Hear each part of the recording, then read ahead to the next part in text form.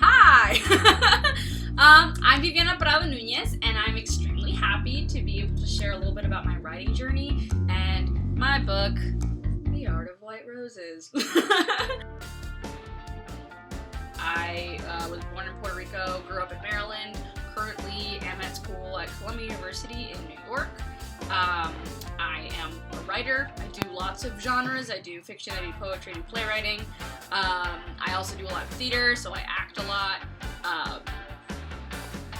Have a red dog. I don't know if that's relevant. Probably not. That's all the details that I can give you right now. Okay, 1A. How did you start writing? So I don't quite remember. I feel like, okay, so in middle school, I like read Harry Potter and thought that was cool, and then I was like, I want to do that. This is valid, apparently. And I think I wrote one short story in middle school and like started writing poetry, like fake poetry, like the kind of poetry that people write when they don't read poetry. And yeah, I got that in my head that I wanted to do that, and there happened to be a high school in the area that took applications for creative writing, like kind of like a major, but in high school, secondary school for you guys, I guess. I got into that program, and then that's how this book came about. And then I guess that ties into the next question. Oh no, third question. What was the first thing I wrote? That was probably elementary school. I did a really weird play about Snow White as an ogre. I remember that. I don't know what happened. I think it was just like the normal stuff kid to do in the playground when they like kind of make stuff up on the spot, like improv, I guess. Except I decided to write it down. So that was, I guess, the first thing I wrote.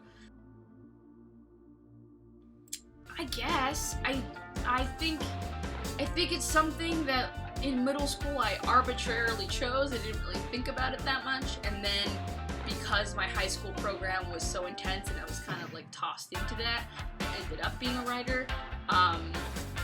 Yeah, so not yes, I guess. It's definitely something I've questioned, like, is this thing that I randomly decided to do when I was 13, like the thing that I want to do for the rest of my life? Yes. So that's how that happened for me. I have an aunt that actually self-published her book the same year as me, which was a little bit awkward because we were both at Thanksgiving, like a holiday with our books, and selling them to our family. It was really strange. But yeah, I think other than her, that's it.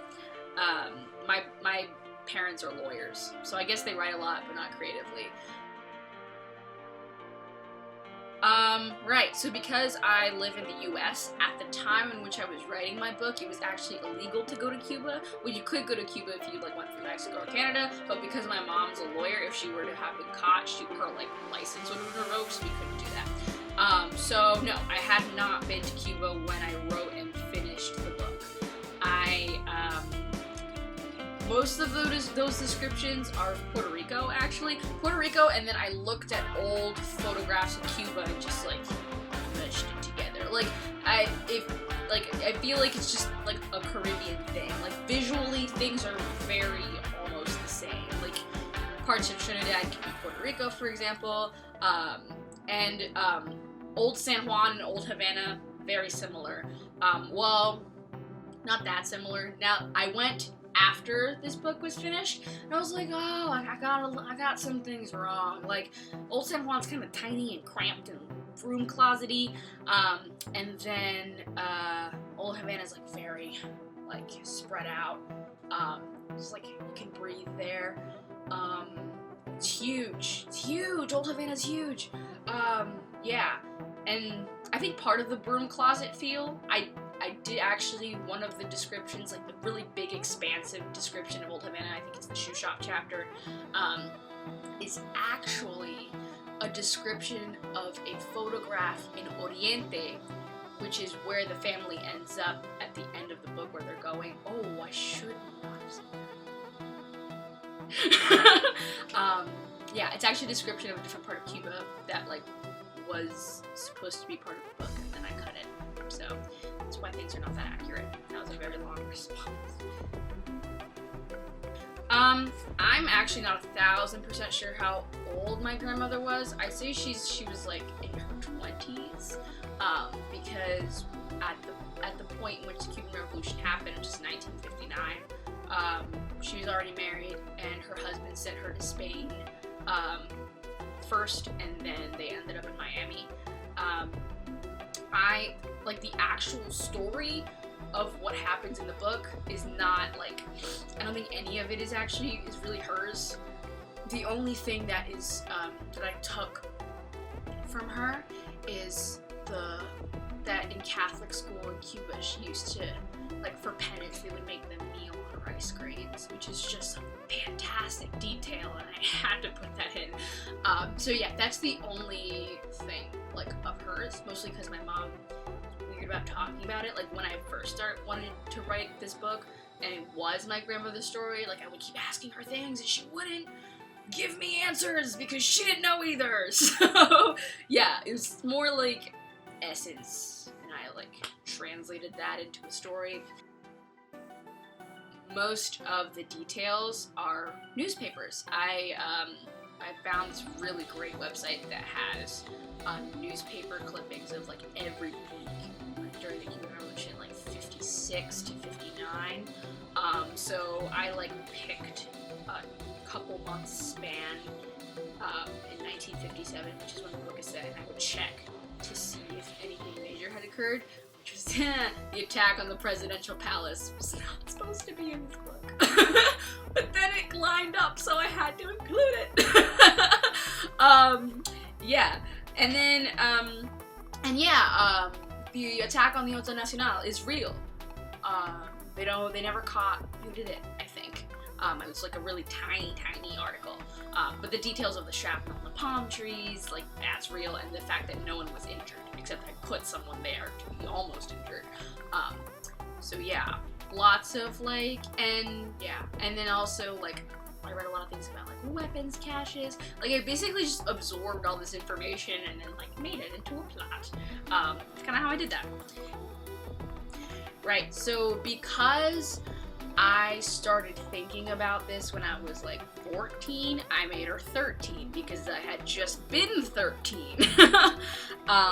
So yeah, nothing particularly special about picking 13. I ended up, like, there was a lot of debate as to whether I should age her up, because as I grew up, I began to write older, and it was hard to maintain, like, the 13-year-old voice. But actually, having talked to real 13-year-olds, I think it's fine. I think 13-year-olds are intelligent. Personal opinion. So yeah, I literally just made her 13 because I had just been 13. And then I just stuck with that age. And then, how did I say what she would look like? She's definitely my grandmother. My grandmother was very pale, blondish, green eyes, but not, like, bright blonde or, like, bright green eyes. Which I've debated about doing that. I think I did that because I was young and I was basing it off of my grandmother. Now I don't know if in the particular political climate of the U.S. if I have the privilege anymore of writing white characters. It's not a privilege, actually. More so that I feel having people of color protagonists is particularly important, and it's kind of, like, suckish that I didn't think to do that when I was 16, but oh well, c'est la vie. I'd say the one particularly interesting thing that's come about that is that there's definitely, it's not that way all the way addressed, but a little bit, there's definitely discussion of her feeling strange that she is pale when the rest of her family is not, which is actually, like, something that a lot of Latinx people deal with, because not necessarily within Cuba. I think this is a very American thing that I've imposed on this narrative. In Cuba, I don't think she cared that much that she was white. She'd probably be cool with it. Probably be, like, a good thing. But within the U.S., there's definitely a pressure that when you are Latinx, you're supposed to look like Dora, you know, olive skin, dark hair, that's it. Meanwhile, we are actually a gradient. We can look like anything. We can be black, we can be white, we can be anything in the middle, because we're a mix of races. That's how it happens. Don't ask me that. That's mean. I don't know. There's this giant paragraph right after a major plot point happens, and Adela suddenly pictures her life the way it would have been if her father hadn't done this to her. And it's heartbreaking. And it's an ode to, you know, places lost and lives lost, you know, you picture your life going a certain way and then something happens and then suddenly that's not your life anymore, and that can be sad. But it's just this build-up of images, and then she goes, "I hate you." I love that paragraph. I really, really do. I feel like other people's favorite part is the scene where Mommy and Papi are having dialogue. I like that part too. But something about that paragraph the paragraph I'm talking about feels very, I don't know, more resonant with me. I feel like that's a large part of what this book is about. So, yeah, that's my favorite, I guess. I don't know if this is the case within the Caribbean, but at least within the US, I definitely grew up not seeing myself in books. Maybe they existed, but they weren't widely distributed, and that's what I really love about this literacy organization, is that they're here not only to publish your book, but get them into the hands of the people they're about. I mostly hope to promote the idea, I still struggle with this, that a cultural there's this idea that a cultural narrative is not a universal one. The moment I write about Cuba, it becomes a Cuban book and not a human book. So I mostly hope that this book shows people in the Caribbean that before they are Caribbean, they are human, and that they don't have to hide their identity in order to feel human. That's one thing I'd like. In terms of, you know, students, Caribbean students, I think above all this is a book about growing up and dealing with the crap life throws at you. Life is gonna throw crap at you. With the passage I mentioned, you are going to imagine your life a certain way. Things will happen that will derail it. It's guaranteed. It can be small, it can be big, it can be dramatic, it can be not dramatic. Even if it's not dramatic, I still think that counts. And, you know, what do you do after that? How do you accept it? How do you move on? Do you forgive people? Do you not? You know, if you forgive them, does that mean you accept it? It's more things I wish this book had done more of a better job of answering. But I think I leave it off with all those questions. But yeah, I feel like growing up is a lonely experience, no matter where you're doing it. And I feel like we grew up in because everyone's secretly lonely inside while growing up. Unless you're not, cool. And we kind of grew up in our little separate bubbles, kind of bump up against each other, but you never talk about it. At least that's how I felt growing up. So, it's not till you're older that people start to unclam a little bit. So, I just mostly hope that this book helps people feel less alone, because that's what books did for me when I was a kid. Let's do it. I'm just gonna do chapter 1.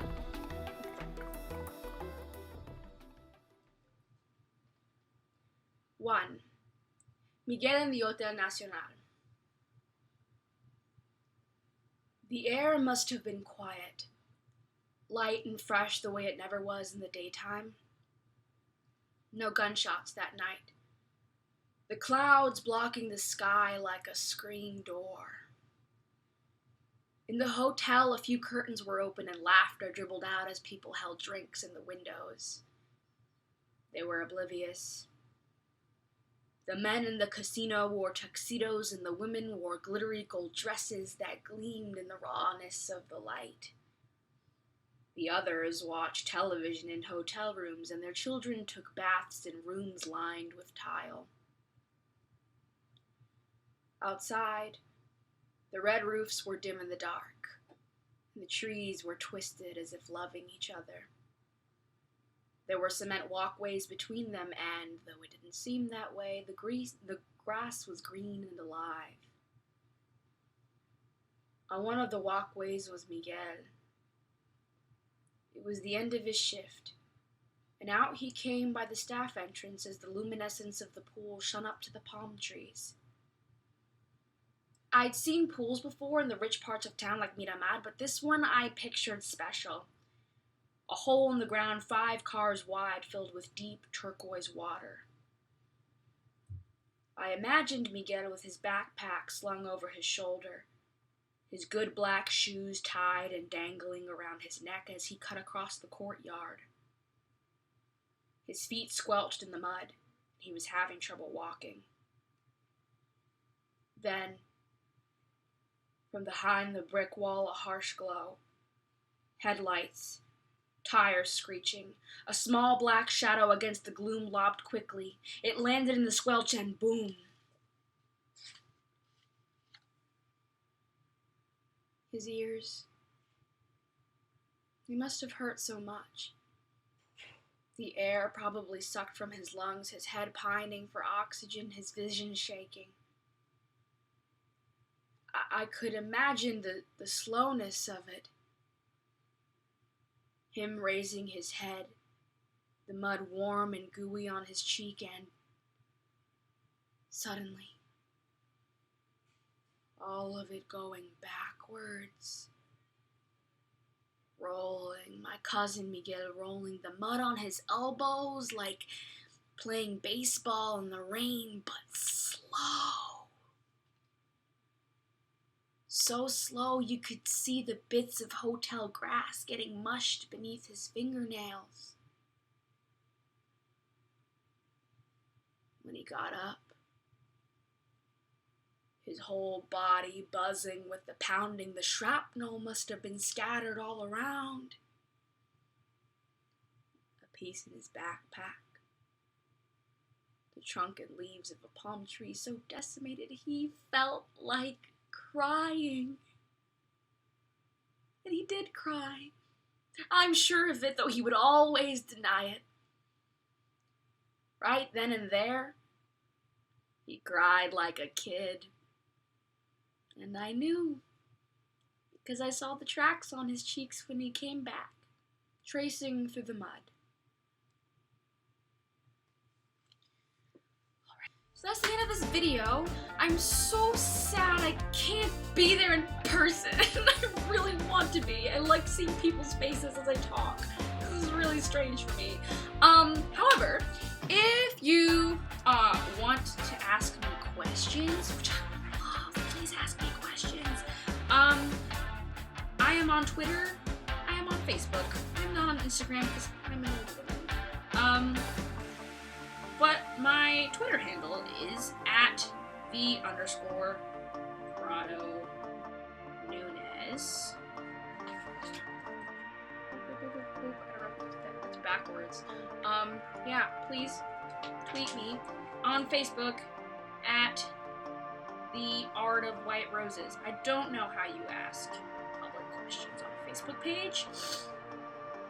Somebody else figure that out for me, please. But yeah, that's backwards.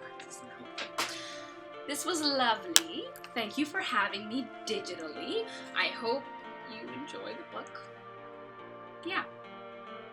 Thank you.